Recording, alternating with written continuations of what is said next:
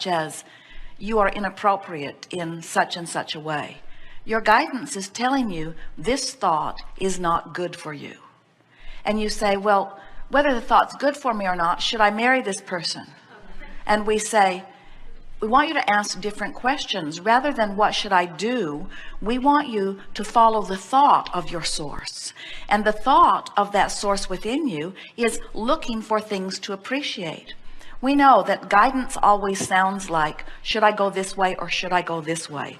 When you understand that the guidance is about the direction of your thought, and you deliberately choose the better feeling thought, the better feeling thought, the better feeling thought, that what begins to happen is that you get going with the flow so well that questions about what to do answer themselves easily because it is so very obvious what to do. In other words, when you get out of the maelstrom and you begin going with the flow carries you in such a way that you would say to us something more like, Abraham, I really don't give a rip what you think. This is what I'm going to do. The confusion goes away when the resistance goes away. And so, did you get that? It's really an important thing. When you say, well, never mind what I'm going to do. How am I going to think about this? And you choose a better feeling thought, and you do it consistently about any subject, especially this subject. As you do that more and more consistently, what happens is the stream is flowing so smoothly and you are so well placed within it that all of the chaos and confusion from your life lifts from you, and you have clarity about what to do. Give us an example of some of the thoughts that go through your mind relative to this relationship. Okay. I would like to buy a house, and financially he's not in that position, so I don't feel he's my financial equal. So I get caught up in thinking that maybe that I'm settling. I'm not proud of these thoughts, but this is what I think. I should have a partner that I can have a dream with, which would be to buy a home, which I really would like. All right, so let's dissect this a little bit. So you're saying, through my life experience, I've lived in a lot of places, and having done so, I've given birth through a series of rockets of desires to a dream life and a dream house. And as I hold that vision and I look at you, you don't match. And so you may not be the one. And I'm not proud of this, you say. And we want to say to you that anytime you say things like, I'm not proud of me, I know I shouldn't be thinking these thoughts, you're also not a match to the way Source feels about you, who always loves you, no matter what thoughts might be crossing your mind. In other words, there's all kinds of levels of discord in a situation like this. So let's sort it out. So, potential husband of mine, I see you as financially irresponsible. And I see myself as financially responsible. So you need to change so that I can see you the way I need to see you so that I can feel better. And we say, oh, this is just the beginning of your trouble. Because when you see anything that needs to be different so that you can feel different, and then you compound that still further by saying, not only do I see you as you are, I didn't make it up, I see you as you are, and you're not financially a match to what I want, but you may very well keep me from my dream. So you really need to be different, because I'm not about to let you, as much as I love you on some fronts, I'm not about to let you keep me from my dream. And we say, never mind him, you're keeping yourself from your dream. Because you've got a dream and you are contradicting it. So you say, well, but wait, I'm not contradicting it. I'm pointing out that he's contradicting it. And we say, but you're the one doing it. But wait, if he were different, I wouldn't do it. And we say, you don't have to do it whether he's different or not. In other words, just don't contradict your own dream. So, Abraham, are you saying that I've got this dream house over here in vibrational escrow, and if I just don't look at him and say, you're keeping me from it, that I'll turn and go in the direction of it no matter how he is financially? We say, yes. Your dream is not contingent upon him. Your dream is contingent upon your alignment with your dream. And when you use his current financial status as a reason to give yourself worry and contradict your own dream about your own house, well, you're contradicting your own dream. You're not keeping up with the house that you have created, but it's not his fault. It's yours. Yeah, I hear you. Now, here's the most important question relative to this specific issue that we want to put to you.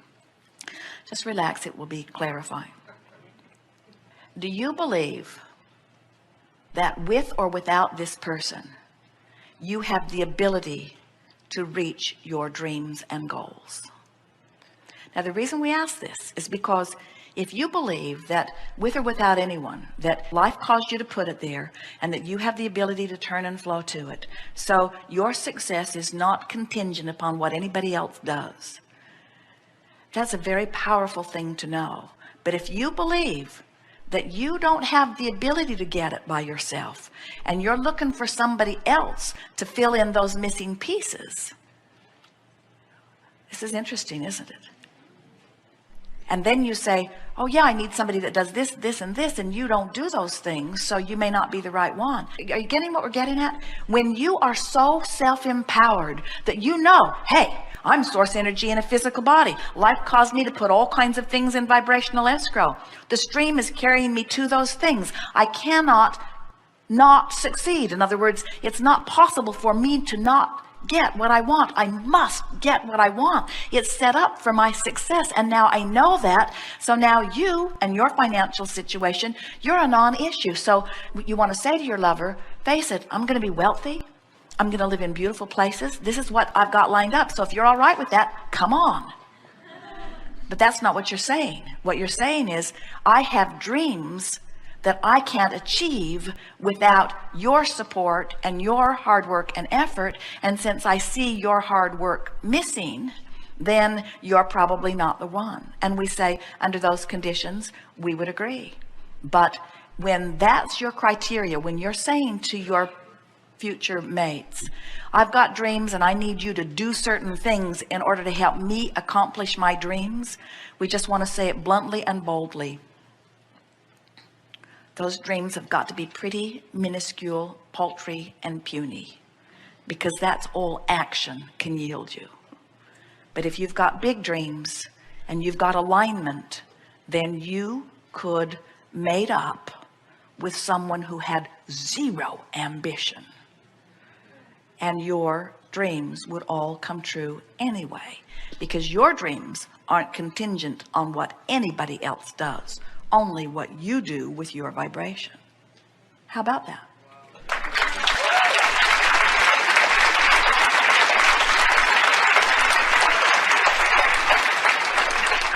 So you want to say to everybody who's in your life, I'm a happy person, deal with it. I'm a successful person, deal with it. What I want always comes to be. I don't stand in my own way anymore, and you never could, so everything's good with me. And then you start making your love decisions on the things that really matter. Like, are you easy to love? Do I love you? Do you make my heart sing? Do you match the criteria that I've launched into vibrational escrow about that? Are you kind? Are you clear-minded? Do you have a zest for life? Do you smile easily? Do you laugh easily? Do you want to love? Does loving come easily to you? And we got to tell you, every person on the planet is that person if they're not bucking the current and going upstream. So when you stop bucking the current and begin going downstream, then through the clarity of your example, you can teach anyone to go with the flow. So we think that maybe what you're grappling with here more than anything is, does this person feel like someone who's likely to start going with the flow anytime soon? Or does this person feel like someone who's going to be really resistant to that? And we say, time will tell. You don't have to make this decision today. Just play with it. You go with the flow. And you know what we've noticed? The more you go with the flow, the faster your stream flows. The more you flow with it, the more those who are going with you have to stay up with you going with your flow. So there's really not anything for you to worry about. You don't have to worry about breaking up, because if you're going with the flow and the other one isn't, there's distance going between you. In other words, isn't that nice to know? I don't have to issue a warning. You're not going with the flow. I'm 27 miles downstream. I don't know how much longer we can maintain this relationship. I can hardly see you anymore. Law of attraction takes care of it, you see. But most of you don't play it that way. Most of you go with the flow, and then you look back and you say, wait a minute, you're not going with the flow. And then you know what? You're not either. So now, because you're not going with the flow, I'm not going with the flow. And I'm pretty irritated about that, I've got to tell you. You're keeping me from going with the flow. You're holding me back from everything that I have become. And we say, no, he isn't. Just go with the flow. And when you get going with the flow, we promise you, you'll bump into others who are going with the flow. And you won't have this issue, but what about him?